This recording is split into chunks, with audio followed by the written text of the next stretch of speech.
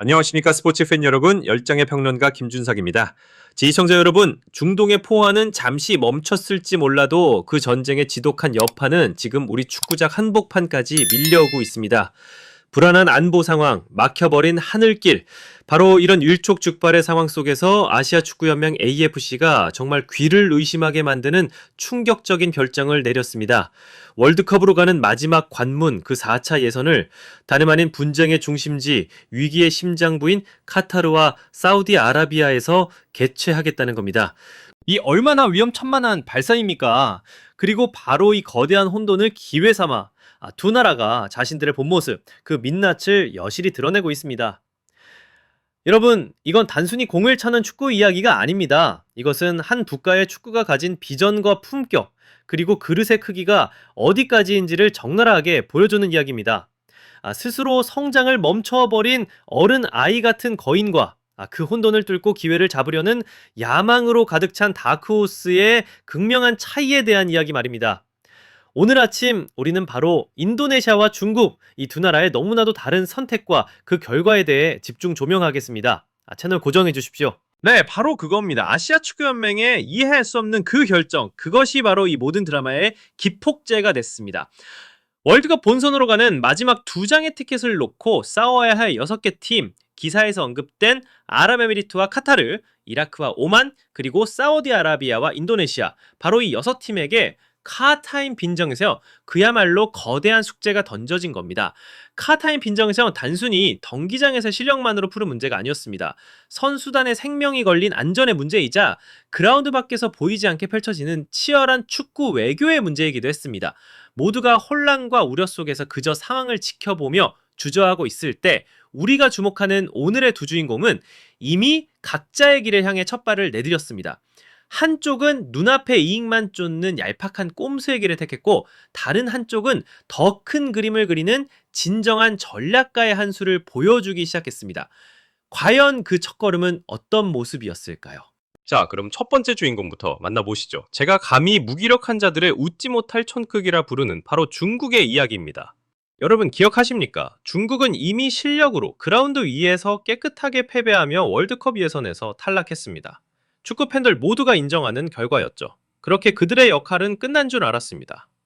하지만 아니었습니다. 이란에서 전쟁의 불씨가 타오르자 그들 머릿속에 아주 황당하고 기괴한 희망의 불꽃이 피어오르기 시작합니다.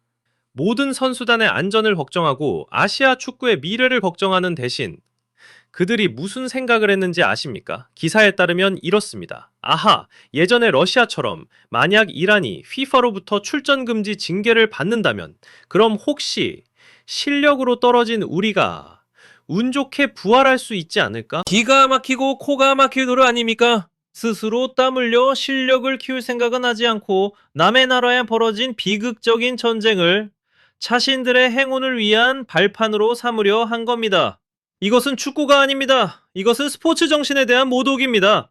그들은 행동하지 않았습니다. 그저 뜬구름 잡는 희망만 품었습니다. 실력으로 싸우지 않고 운명에다 대고 때를 쓰기 시작한 겁니다. 심지어 자국 언론들을 통해 FIFA는 이란을 징계해야 한다는 여론을 만들기 시작했습니다. 정정당당한 정문이 아닌 어떻게든 뒷문으로 구차하게 월드컵에 가보려는 그야말로 부끄러운 시도였습니다. 과연 이 한심한 희망의 끝은 어디였을까요? 자, 중국이 그렇게 한심한 희망 회로를 돌리며 스스로의 격을 깎아내리고 있을 때 아시아의 다른 한쪽에서는 무섭게 떠오르는 신흥 강자 인도네시아가 완전히 차원이 다른 클래스를 보여주고 있었습니다.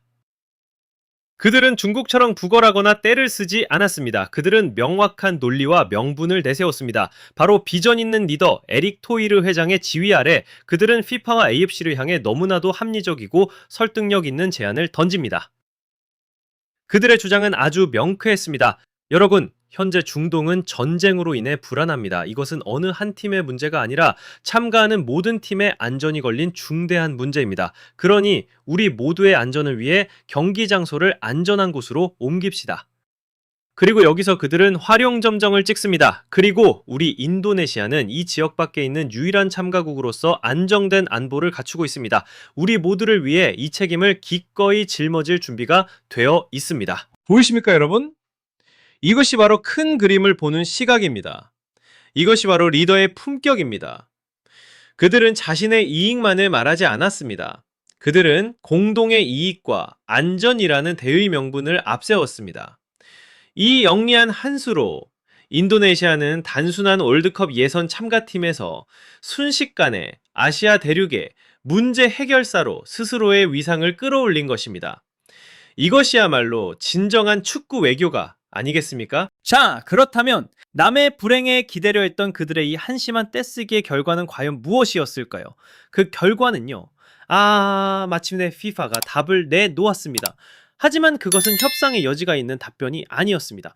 그것은 고려가 아니었습니다. 그것은 바로 정신이 번쩍 들게 하는 강력한 카운터 펀치, 그들의 헛된 망상에 날리는 통쾌한 싸대기였습니다.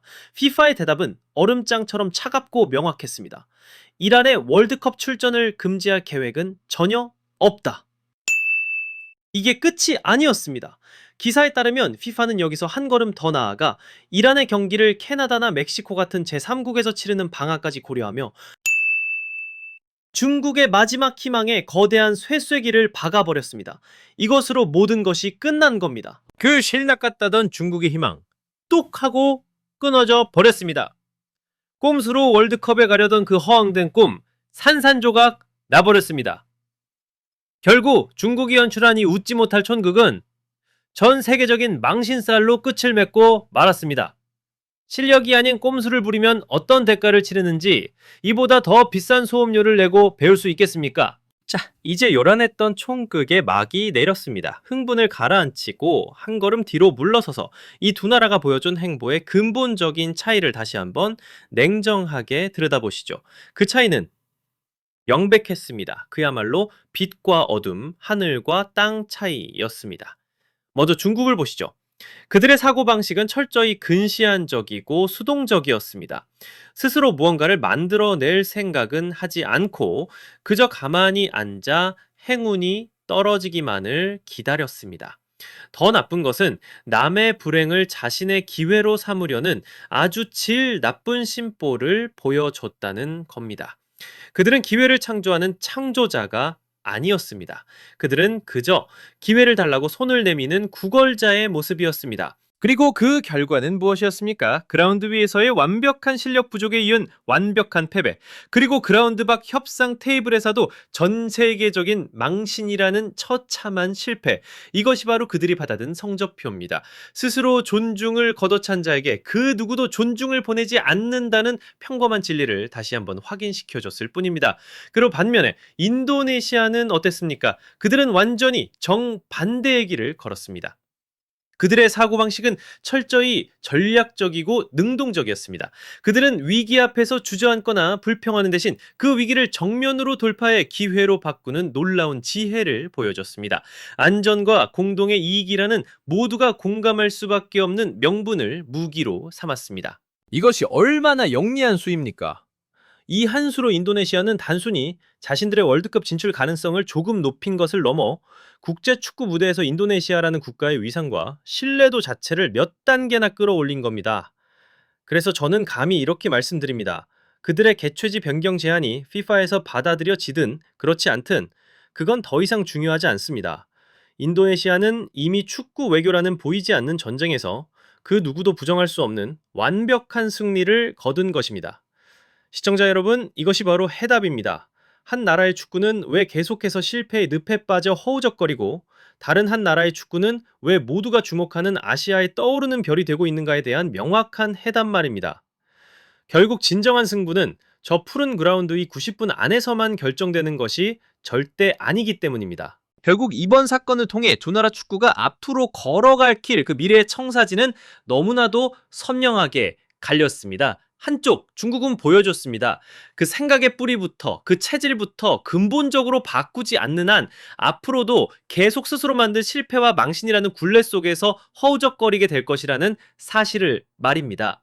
그리고 다른 한쪽 인도네시아는 아시아 전역에 당당하게 증명했습니다. 영리한 전략과 할 수 있다는 자신감만 있다면 이제는 아시아의 전통적인 강자들과도 충분히 어깨를 나란히 할 자격이 있다는 것을 말입니다. 물론 그들의 대담한 승부수가 최종적으로 어떤 결과를 가져올지는 아직 아무도 모릅니다. 하지만 그들이 이번 일을 통해 아시아 축구계 전체에 던진 그 강력하고 선명한 메시지만큼은 이미 우리 모두의 가슴에 깊이 새겨졌습니다. 네, 중국의 총극은 이렇게 막을 내렸지만 인도네시아의 그 대담하고 영리한 승부수는 이제 AFC와 FIFA의 최종 결정을 기다리고 있습니다. 그래서 오늘 저는 마지막으로 시청자 여러분께 이 두 가지 질문을 던지며 마무리할까 합니다. 첫째, 이토록 명분 있고 또 전략적인 인도네시아의 제안에 대해 AFC와 FIFA는 과연 어떤 응답을 내놓아야 한다고 생각하십니까? 그리고 둘째, 이번 4차 예선에서 벌어지고 있는 이 예측 불허의 혼란이 앞으로 이어질 월드컵 최종 예선의 전체 판도에는 과연 어떤 결정적인 변수가 될 것이라고 보십니까? 여러분들의 날카롭고 예리한 의견을 아래 댓글로 마음껏 남겨주십시오. 여러분의 생각을 언제나 기다리고 있겠습니다. 오늘 제 분석에 공감하셨다면 채널의 성장에 큰 힘이 되는 좋아요와 구독, 그리고 주변 축구 팬들에게 공유까지 꼭 부탁드립니다. 지금까지 여러분의 열정적인 축구 평론가 김준석이었습니다. 감사합니다.